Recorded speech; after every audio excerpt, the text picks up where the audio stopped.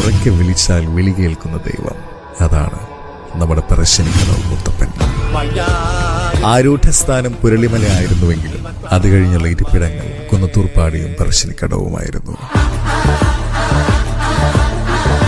വർഷങ്ങൾക്ക് മുന്നേ അയ്യങ്കര ഇല്ലത്തെ പാടിക്കുറ്റിയമ്മ തിരുവൻകടവിൽ നീരാട്ടിന് പോയപ്പോ തിരുനെറ്റിക്കല്ലിൽ തിരതല്ലി കളിക്കുന്ന സുന്ദരനായ ഒരു ബാലനെ കണ്ടു. അതായിരുന്നു മുത്തപ്പൻ. സന്താന ഭാഗ്യമില്ലാത്ത പാടിക്കുറ്റിയമ്മ അവനെ ആ ഇല്ലത്തെടുത്ത് വളർത്തി. ആ ഇല്ലത്തിന്റെ ആചാരാനുഷ്ഠാനങ്ങൾക്ക് വിപരീതമായി പ്രവർത്തിക്കാൻ തുടങ്ങിയപ്പോ പാടിക്കുറ്റിയമ്മ മുത്തപ്പനോട് ഇല്ലം വിട്ടുപോയിക്കോളം പറഞ്ഞു.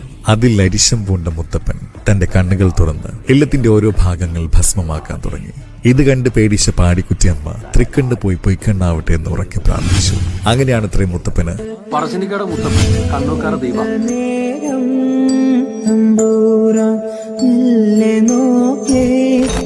ആരിൽ